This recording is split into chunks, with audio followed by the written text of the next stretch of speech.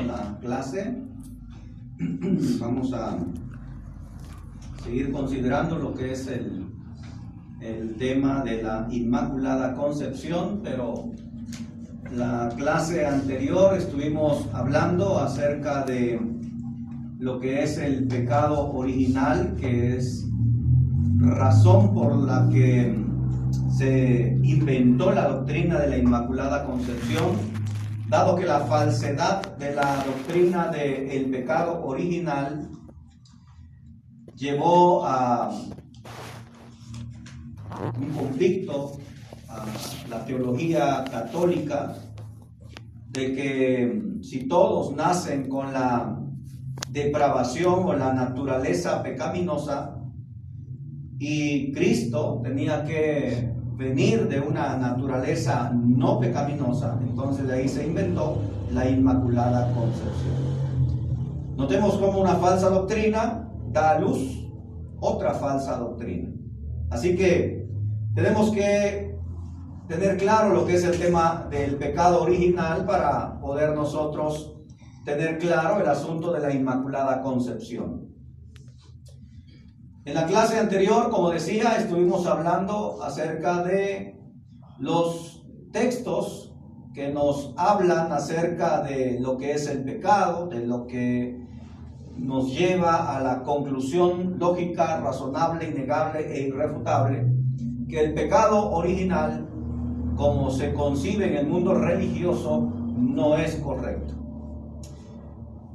La idea del pecado original, como lo explicábamos, tiene que ver con la manera de pensar que el ser humano llega a heredar la naturaleza pecaminosa de los padres, es decir, desde Adán y Eva. Ellos pecaron, cayeron, entonces a partir de ahí toda la línea del ser humano viene a ser con naturaleza pecaminosa, con la inclinación al pecado. Vamos a considerar, vamos a estar hablando de los argumentos, pero quiero primero citarles algo interesante sobre la postura del pecado original. ¿Alguien sabe quién inventó el pecado original? ¿Alguien sabe?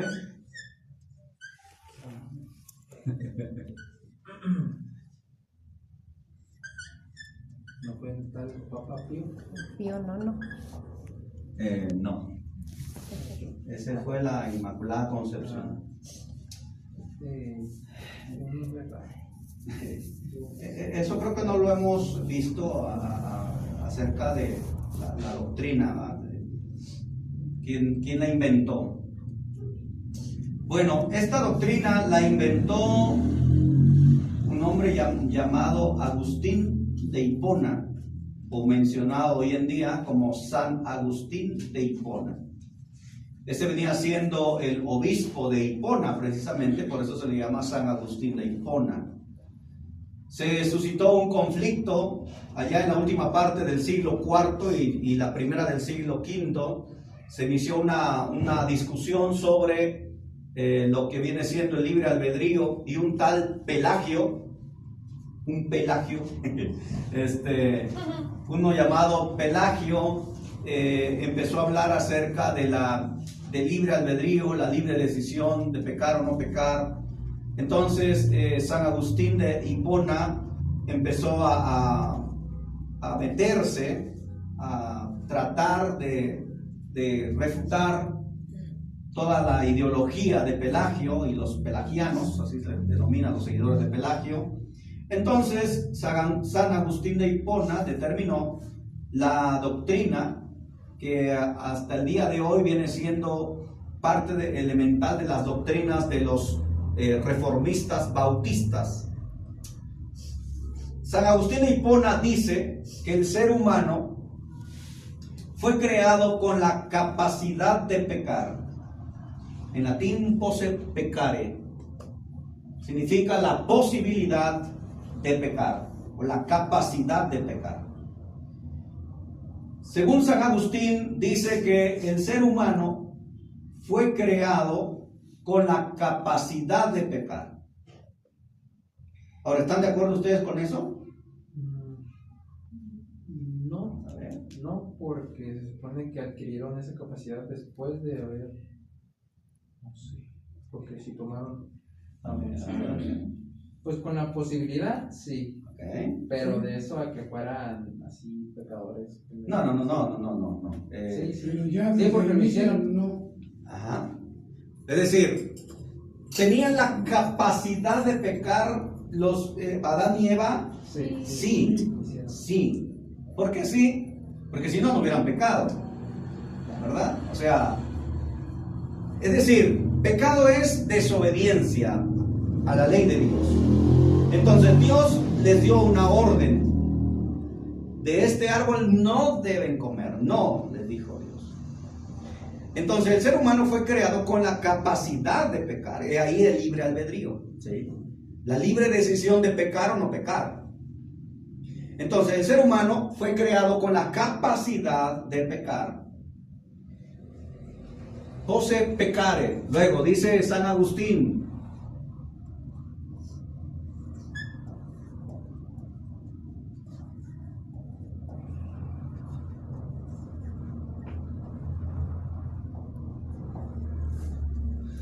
dice San Agustín que también el hombre tuvo la capacidad o fue dotado con la capacidad de no pecar, ¿sí? Posse non peccare, o sea, con la capacidad o la posibilidad de no pecar. A eso le podemos denominar el libre albedrío. Ahí está inmiscuido el libre albedrío, la libre decisión. Es decir, el ser humano tenía tanto la capacidad de pecar como la capacidad de no pecar, ¿sí? ¿Vamos bien hasta ahí? Ok. Pero luego dice San Agustín que cuando el hombre peca, cuando el hombre y la mujer pecó, o sea, Adán y Eva pecaron, comieron del árbol que Dios les mandó que no comieran, entonces cayeron en esta condición.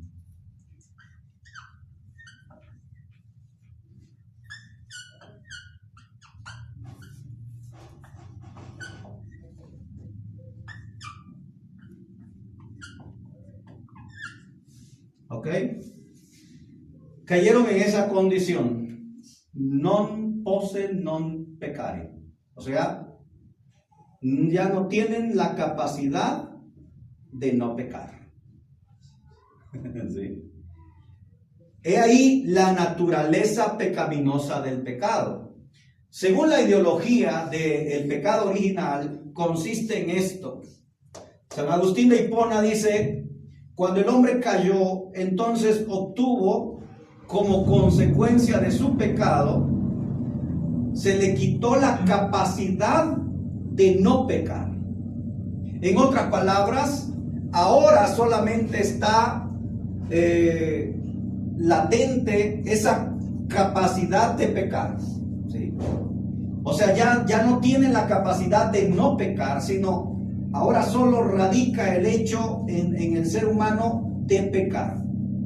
Ahora el ser humano peca porque peca. ¿Sí? O sea, ya no hay forma de evitar no pecar, decía San Agustín, y todos los seguidores hasta hoy en día.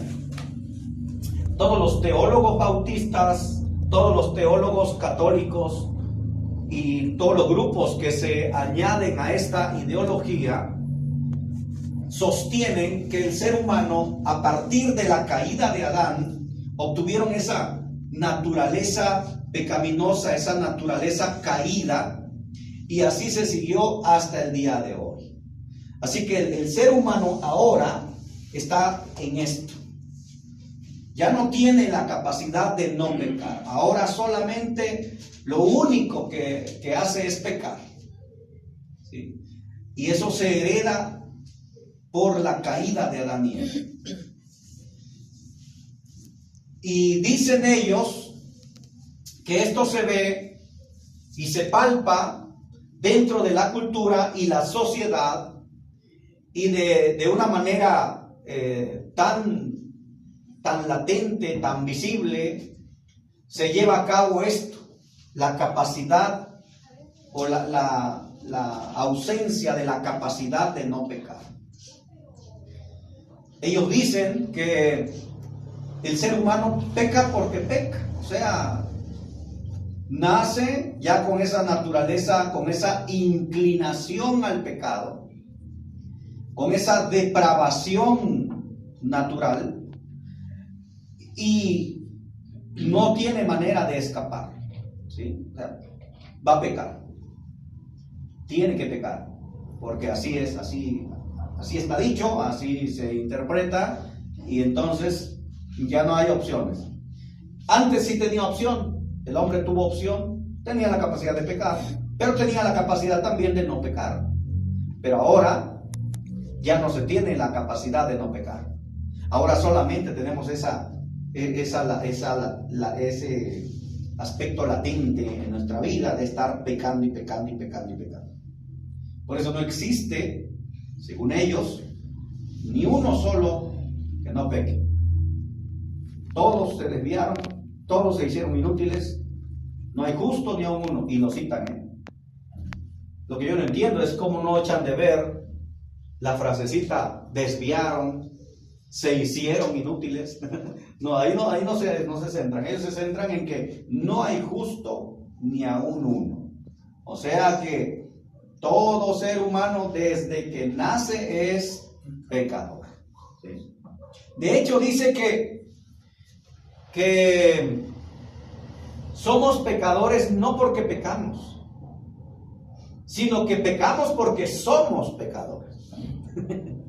Así lo dicen, ¿eh? O sea, dicen, no somos pecadores porque pecamos, sino pecamos porque somos pecadores. O sea, porque traemos la naturaleza pecaminosa en nosotros, porque traemos esa inclinación hacia hacer el mal, ¿sí? Hacia hacer lo incorrecto, a desobedecer el mandamiento de Dios. Y ellos argumentan, porque cuando alguien les dice, bueno, es que pues hay mucha gente que por naturaleza hace cosas buenas, ¿no? Y bueno, yo no sé ustedes, pero yo he conocido mucha gente que a veces hasta se comportan mejor que cristianos. ¿Sí o no? ¿Conocen a alguien? Sí. ¿Verdad? Que uno los ve y dice, este ingrato, no más falta que lo meta al agua. O sea, nomás eso falta para que se vaya al cielo. Yo me he topado con mucha gente, o gente que tiene muy buenas cualidades, muy buenos principios morales, se expresa bien, hace buenas cosas, buenas obras. Por ejemplo, a mí me llama mucho la atención María Teresa de Calcuta, cómo hizo tantas cosas, ¿no? Cómo esa mujer estuvo dispuesta a irse a los lugares marginados, a estar con esa gente enferma, y no importaba que ella se enfermara, y se daba, ella se dio a sí misma. Y me llama mucho eso la atención, ¿no? Puede ser que hay muchos cristianos que no se está dispuesto a hacer eso, ¿no? Pero esa mujer sí. Y podemos citar muchos ejemplos de personas. Bueno, ellos dicen que a eso se le denomina en la teología virtud civil. Virtud civil. Ellos dicen, no, es que esos hacen cosas buenas porque son motivados por otros intereses, son motivados porque, no sé, por ejemplo, si alguien no roba, no porque quiera cumplir el mandamiento de Dios, sino porque sabe que, pues, si le va a ir mal, ¿no? Sabe que infringe la ley y no trae beneficios, lo van a meter a la cárcel, etc. Si alguien hace cosas buenas, puede ser motivado para ser visto, por ego, por protagonismo, etc. ¿Sí? Lo que ellos dicen, eso se llama virtud civil dentro de la teología. Y de esa manera tratan de hacer ver que la sociedad toda, la humanidad completa está inmersa en el pecado porque así nacieron, porque ya traen esa inclinación, porque ya no pueden hacer nada más que no pecar, ¿sí? O sea, no se puede, no puede vivir una vida sin Dios. De ahí que viene entonces, y de ahí se desprenden las otras ramas de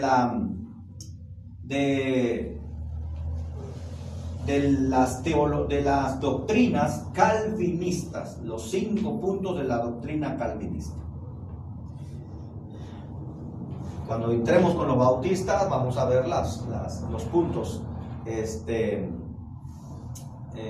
famoso tulip en inglés, que hace referencia a los 5 puntos de la doctrina calvinista. Es decir, que ellos dicen que, o la religión, la ideología del pecado original, dicen que entonces, si tú no eres capaz de no pecar, estás incapacitado espiritualmente, moralmente, o sea, estás, tú ya naciste así, inclinado al pecado, como un caballo que les ponen esas cosas acá y que no pueden mirar a ningún lado, nada más hacia el frente. O sea, ya no tienes posibilidades, no hay opciones, tú vas directo al pecado. La incapacidad moral, la incapacidad de no poder decirle no al pecado. Entonces de ahí se desprende de que el único que puede concederte no pecar es Dios. De ahí donde viene la gracia irresistible, la elección de los santos, etc. Pero bueno, eso lo vamos a estudiar después. Lo que tenemos que entender es que, según la doctrina del pecado original, es que todos estamos inclinados a hacer el mal, todos estamos destinados a pecar y ya no hay forma de evitar eso. Así está dicho desde que cayó los primeros seres humanos. Y eso lo heredamos nosotros. Pero, y aquí es donde entramos a explicar todas estas cosas, nosotros ya hemos explicado todos aquellos textos que nos hablan de lo que es pecado, ¿sí? Ya lo explicamos, ya vimos lo que es pecado, y estamos refutando los argumentos. Y me llamó mucho la atención, ese argumento. Me llamó mucho la atención porque vean cómo ellos estructuran su ideología, y entonces dicen que si el ser humano ya tiene esa naturaleza pecaminosa, entonces el pecado es heredado, es hereditario, lo obtuvimos y lo heredamos, lo pasamos, ¿no? Lo heredamos a nuestros padres y lo pasamos, lo heredamos a nuestros hijos. Y así se va. La transmisión de la naturaleza pecaminosa. Pero bueno, vamos a ir como haciendo una estructura, hermanos, acerca de la explicación de todas estas cosas, de los argumentos. Y vamos a ir por partes. Así que vamos al Salmo capítulo 51. Salmo 51. Discúlpenme. Salmo 51, versículo 5. ¿Quién lo tiene? Vamos rapidito. Salmo 51, 5. He aquí en maldad he sido formado y en pecado me concibió mi madre. Muy bien. Dice acá el texto que he aquí, ¿qué dice? En maldad he sido formado y en pecado me concibió mi madre. Ese es uno de los textos que utilizan los de la postura del pecado original para afirmar que todos obtenemos esa naturaleza pecaminosa obtenemos ese pecado original de nuestros padres y desde que el hombre pecó. Ahora, tenemos que explicar este texto. Lo primero que vamos a hacer, en primer lugar, fíjense bien, vean cómo el texto no dice con pecado o con maldad en mí fui formado. No dice eso el texto. No dice que siendo pecaminoso fue formado o fue concebido. No dice eso el texto. El texto dice, he aquí en maldad he sido formado y en pecado me concibió mi madre. Reitero, el texto no dice que David había sido formado teniendo él el pecado o con el pecado encima o con la maldad inherente en él, sino que en maldad, en pecado. ¿A qué se está refiriendo? Bueno, en primer lugar, lo primero que vamos a considerar es que esta expresión, como respuesta vamos a responder, esta expresión hace referencia a la condición pecaminosa existente en el mundo, ¿sí? No en David, siendo un embrión, sino en el mundo. He aquí en maldad he sido formado y en pecado me concibió mi madre, ¿sí? No dice con pecado o con maldad en mí, o con depravación en mí, o con la naturaleza pecaminosa en mí, o con la inclinación al pecado en mí. No, está hablando de las condiciones del mundo en que David fue formado, en que él fue concebido. Miren, vamos a un ejemplo. Vamos a Hechos capítulo 2 y el versículo 8. Fíjense bien. Hechos capítulo 2, versículo 8. Hay que poner bastante atención y hay que tratar de ir considerando, echándole cabeza a estos argumentos, ¿vale? Hechos capítulo 2, versículo 8.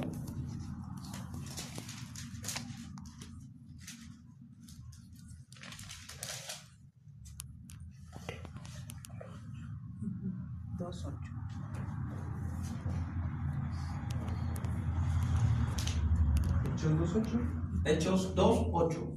¿Cómo pues les oímos nosotros hablar cada uno en nuestra lengua en la que hemos nacido? Ok. Fíjense bien lo que está pasando acá, Ahí están los apóstoles, están hablando en lenguas. Habían personas de diferentes partes de los entornos en aquellos días. Y los apóstoles estaban hablando en otras lenguas, o más bien cada uno de los que estaban ahí les escuchaban hablar en su propia lengua en la que habían nacido. Ahora, consideremos esto. Cuando un bebé nace, ¿ya nace hablando inglés? ¿O español? ¿O portugués? ¿O alemán? No. No. Ni un bebé nace hablando ni un idioma. Para empezar, ni habla. ¿Sí? No habla un bebé. Entonces no puede hablar en una lengua. En ninguna lengua. Pero vean cómo esos hombres dicen. Les oímos hablar en nuestra propia lengua, en la que, ¿qué dice? En la que hemos nacido. ¿Significa eso que ellos hablaban ya sus lenguas desde que nacieron? No. Sino que nacieron en un mundo donde se hablaba cierta lengua. Por ejemplo, nosotros nacimos en la lengua española, ¿sí? En esa lengua nacimos. Pero no significa que cuando ya nacimos, nosotros nacimos hablando. Eso es falso. Eso significa que cuando nacimos, o más bien en donde nacimos, se hablaba y se sigue hablando la lengua española. ¿Sí me voy explicando? Sí. ¿Sí? ¿Estamos claros? Sí. Porque si no, no vamos a entender lo otro. Entonces, David habla de la misma manera. He aquí, en maldad he sido formado y en pecado me concibió mi madre. O sea, en las condiciones mundanales, en las condiciones en que el mundo se mueve. Efectivamente, hermanos, cuando nosotros somos concebidos en pecado. En pecado en el sentido de que hay pecado en este mundo. Porque de otra manera, si nosotros no naciéramos en pecado, no estaríamos en este mundo, ¿sí? Pero al estar en este mundo, que es un mundo de pecado, un mundo de maldad, en el que se mueve la iniquidad, en el que se mueven las depravaciones y toda clase de transgresiones y maldades, entonces en este mundo nosotros fuimos concebidos, fuimos formados y nacimos en pecado, en ese sentido, en el que nacimos en este mundo de pecado. Así como el ejemplo que acabo de citar, en la lengua que hemos nacido. No nacieron hablando, pero sí nacieron en medio de un montón de personas que hablaban cierta lengua. Por ejemplo, el babilonio, que estaba presente ahí, los partos, los medos, los elamitas, todos ellos que estaban diciendo, les oímos hablar en nuestra propia lengua en la que hemos nacido, se referían a que ellos, cuando nacieron, en donde nacieron, se hablaba la lengua babilónica o parto o medo, no sé, persa. ¿Sí me expliqué, hermanos? Sí. ¿Sí estamos claros ahí? Ok, entonces, cuando David dice, en pecado me concibió mi madre, en maldad he sido formado, se refiere a la atmósfera pecaminosa, al mundo pecaminoso, no que él fuera pecador, ¿sí? No que él tuviera el pecado original, no que él estuviera lleno de maldad o adquiriendo la naturaleza o la inclinación al pecado. Eso no está diciendo David en ninguna manera. Ahora vamos a analizar el contexto. ¿Alguien me puede decir de qué está hablando este pasaje? ¿Quién está hablando? David. Y respecto a qué está hablando, ¿por qué está él hablando estas cosas? ¿Alguien sabe? Estaba expresando su arrepentimiento de lo que supo Betsabé. Ok, efectivamente. Aquí David está hablando de algo en particular, hermanos. Está hablando, él está, de hecho, esta es una plegaria, es un ruego, es una súplica de perdón, de arrepentimiento respecto a lo que él había hecho con Betsabé y con Urías, ¿sí? Si bien recordamos la historia, cuando David pecó, cuando lo reprendió el profeta Natán, y cuando este hombre entendió esas cosas, David llegó a esa comprensión de su maldad, de su pecado, y entonces él está expresando ese arrepentimiento, esa manera en cómo se condujo en contra de la voluntad de Dios, y de eso trata este capítulo. O sea, aquí David aquí no se está tratando un aspecto teológico, no se está hablando de una condición o principios establecidos respecto a la condición espiritual de todo ser humano. No, David está hablando netamente de él, ¿sí? Él está expresando con sus palabras lo que él había hecho y de lo que él estaba arrepentido en este pasaje. Ahora, si notamos nosotros, David no solamente habla de un pecado. David no habla del pecado original ni nada por el estilo. Eso no está en la mente de David. Si nosotros nos fijamos, David habla de sus pecados, de sus transgresiones. Miren, vayamos al texto. Vamos ahí al versículo 1 primero. Salmo 51, 1.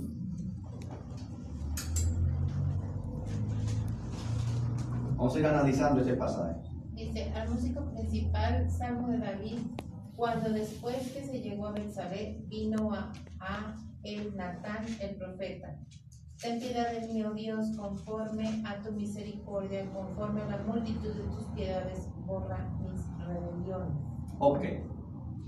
Primero, dice David, borra mis rebeliones. ¿Qué es una rebelión, hermano? Ir en contra de Dios. Ajá. Ir en contra de, hacer algo contrario a lo que se te ha dicho, rebelarte, ¿sí?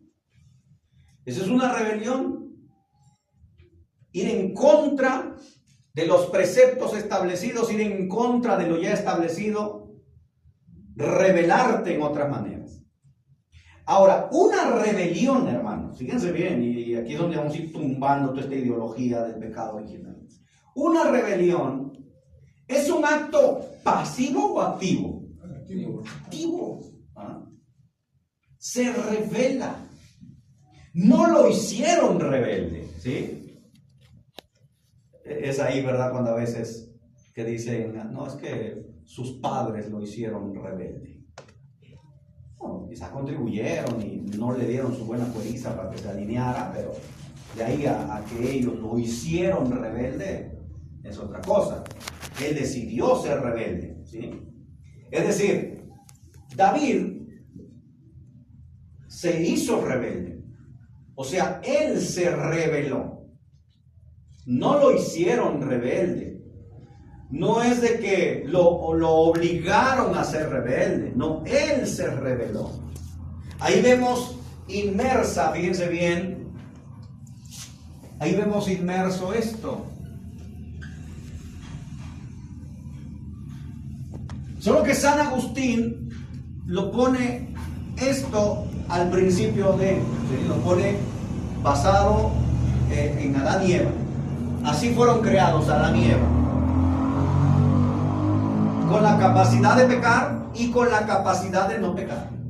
Pero cuando pecó, entonces se convirtió en un ser al cual se le quitó la capacidad de no pecar. Por tanto, se hizo un ser inmerso, hundido, inclinado al pecado, sin opción alguna.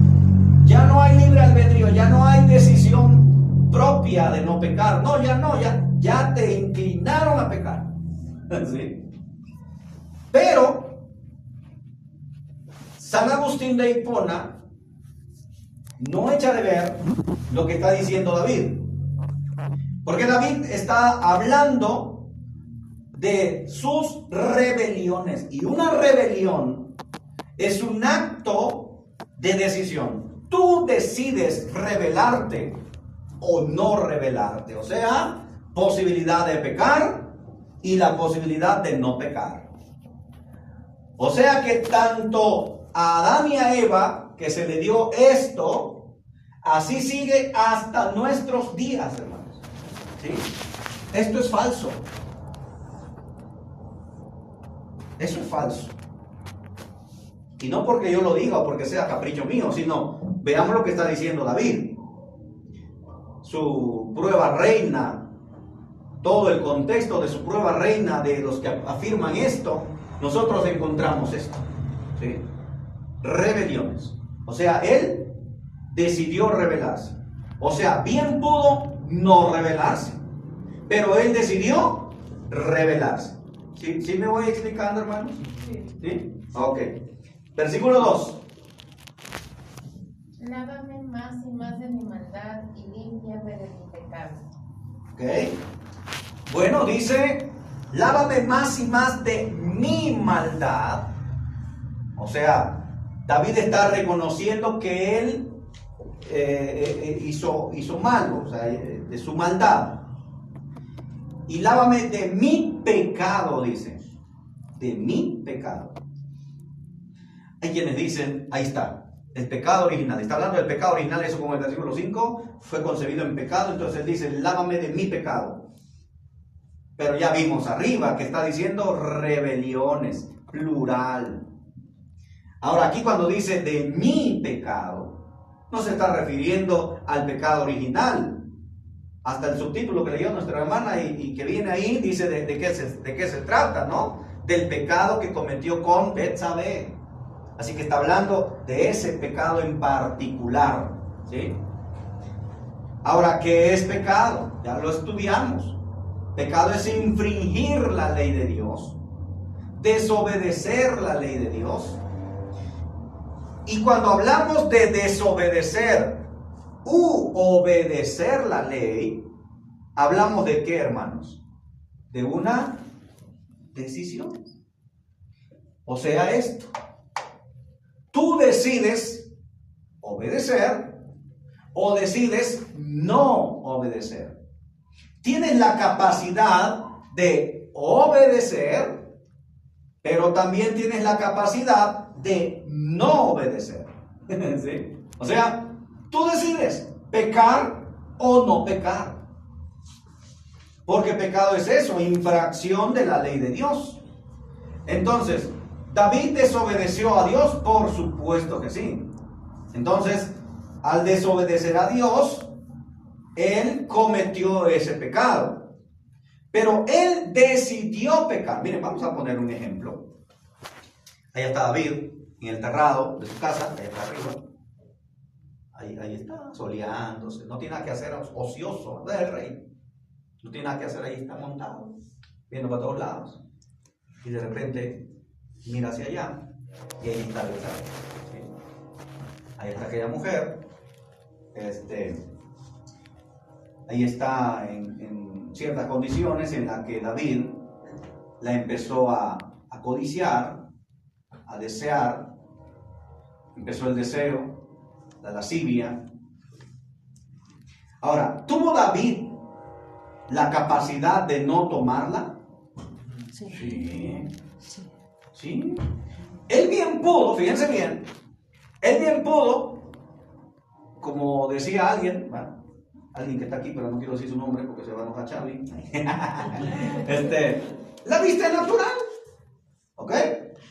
Ahí está, mirando para todos lados, de repente, caray, santo Dios, ¿verdad? Bien se pudo voltear, bajarse al terrado y seguir su camino. No, pero el señorón fijó la mirada en la situación, ¿no? La empezó a mirar, empezó a codiciarla, empezó a desearla, lo que leíamos en Santiago, ¿se acuerdan? La concupiscencia, cada uno es atraído cuando es seducido, es atraído por la concupiscencia entonces da a luz el pecado y el pecado da a luz la muerte.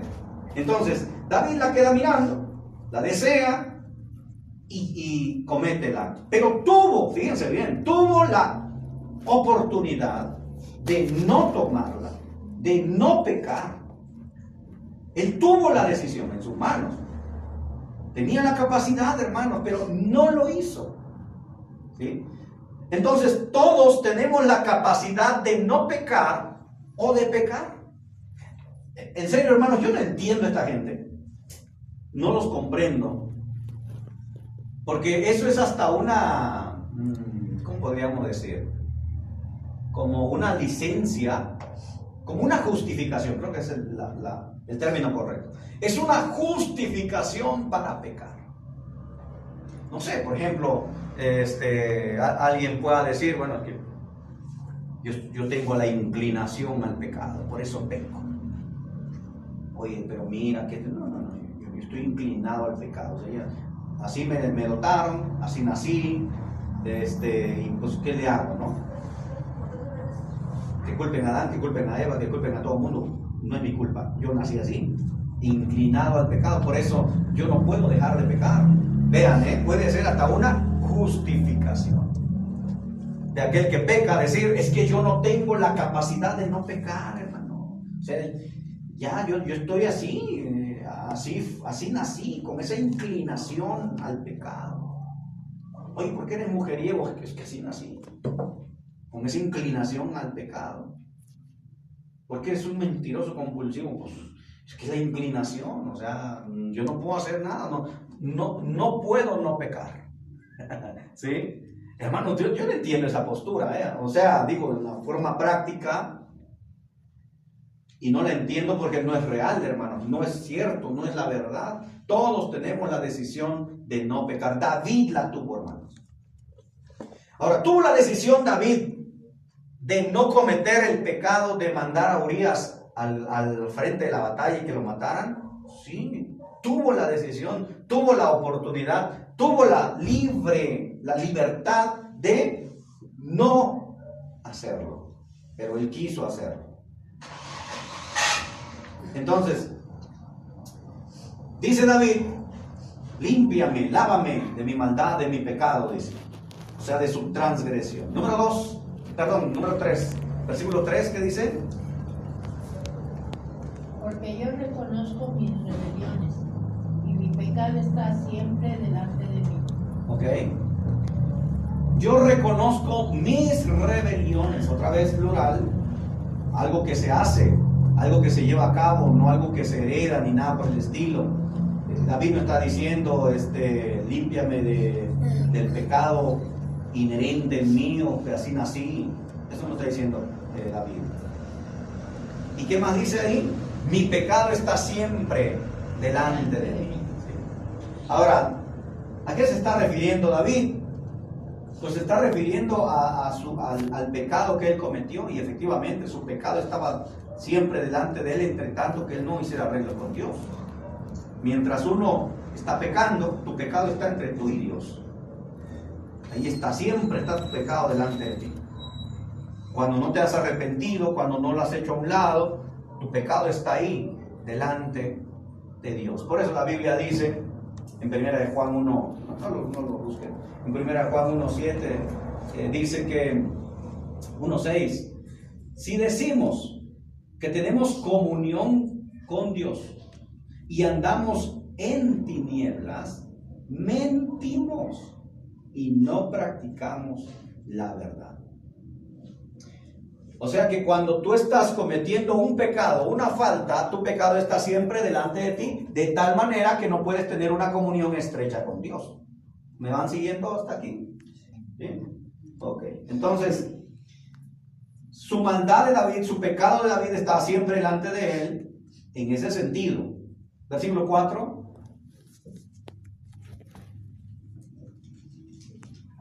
De ahí mismo, de Salmo 51. Contra ti solo he pecado y he hecho lo malo delante de tus ojos, para que sea reconocido justo en tu palabra y tenido por puro en tu juicio. Ok. Notemos acá esta frase, contra ti.